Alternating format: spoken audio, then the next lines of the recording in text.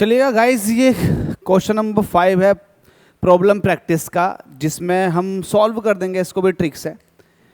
इसमें एक्चुअल में क्या कह रखा, a body travels a distance s1 with velocity v1 and distance s2 with velocity v2।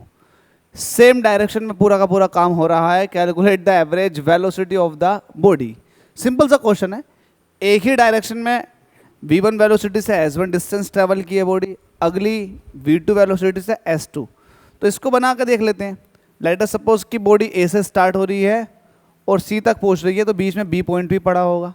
अब ये पता नहीं कि बिल्कुल मिड में है, कहीं साइड से भी हो सकता है ना। इसको मिड से हटा करके मैं आपको साइड से दिखा दूँ। लेट अस सपोज कि ये b पॉइंट है ना। इससे ये है कि आप रटने से बच जाओगे।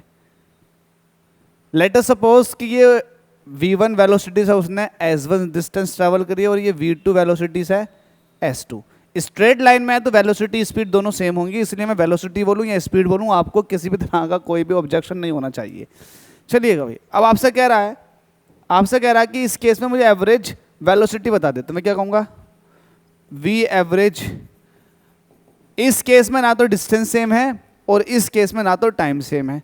जब डिस्टेंस और टाइम दोनों सेम ना हो तो हम अपनी उस ट्रिक से बिल्कुल हट जाते हैं। यहाँ पर ना तो टाइम सेम है ना ही डिस्टेंस सेम है, तो आप क्या करोगे, v एवरेज क्या होता है, total distance upon total time. जब टोटल डिस्टेंस बताओ, distance s1 plus s2, total time कितना लगा। लेट अस सपोज कि यहाँ पर t1 लगा और यहाँ पर t2 लगा, तो ये हो जाएगा t1 प्लस t2। इतना करने के बाद आपको क्या करना है, s1 प्लस s2 को तो ऐसे ही रोकना है।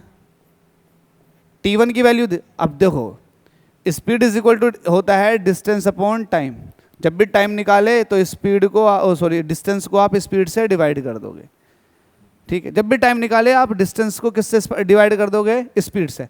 तो मैं इस t1 की बात कर रहा हूँ, यहाँ के टाइम की बात कर रहा हूँ। तो यहाँ का टाइम जो होगा वो किसके बराबर होगा, यहाँ के डिस्टेंस अपॉन यहाँ की स्पीड। यहाँ का टाइम जो होगा वो यहाँ के डिस्टेंस अपॉन यहाँ की स्पीड। बस सिंपल सी ये वैल्यू पुट कर देनी है, आपका आंसर आ जाएगा। कैसे, t1 की वैल्यू बताओ कितना हो जाएगा, s1 अपॉन v1। t2 की वैल्यू बताओ s2 अपॉन v2। अब क्या करना है आपको, s1 प्लस s2 आपका अभी भी ऐसे ही रहना है।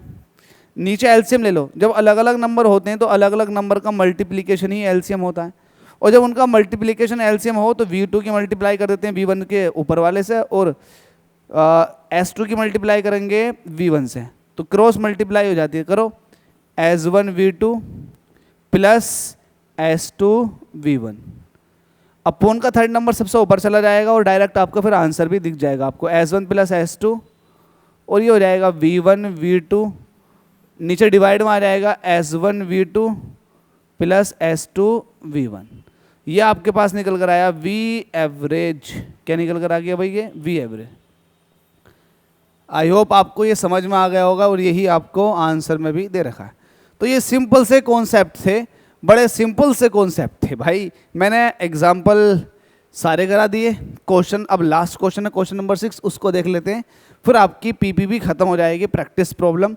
फिर आपका अलग एक नया कॉन्सेप्ट आएगा जिसको बोलते हैं एक्सीलरेशन। मज़ेदार कॉन्सेप्ट है, बिल्कुल माइंड फ्री होकर समझिएगा। ज़िंदगी में कभी भी आपको फिर एक्सीलरेशन में दिक्कत नहीं आएगी। एक्सीलरेशन समझाऊंगा, एक्सीलरेशन के बाद तुरंत उसकी कुछ काइनेमेटिक इक्वेशंस हैं, उनको कंप्लीट कराकर हाथों हाथ उसके भी न्यूमेरिकल्स। इस तरह से आपके चैप्टर जो है कंप्लीट चैप्टर होते चले जाएंगे। चैप्टर कंप्लीट होने के बाद में जो एक्सरसाइज में थ्योरेटिकल क्वेश्चन रहते हैं, जरा उन पर भी चर्चा चलेगी। मज़ा आने वाला ओवरऑल बात ये है। ठीक है भाई, थैंक यू।